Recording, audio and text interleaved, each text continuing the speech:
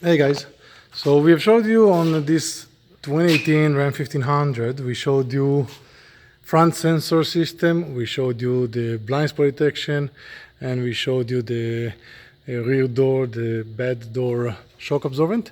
Now we're going to show you the roof mount DVD. This vehicle has a sunroof, so that does not interfere with any opening of the system. You can open and close easy with no problem.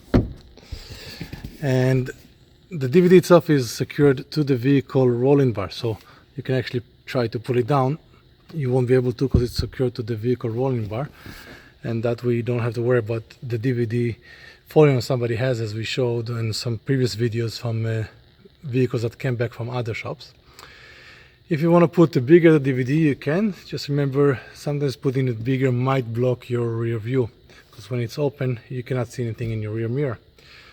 Roof mount DVDs and headrest DVDs and other electronics for vehicles can be found at Car System Installation.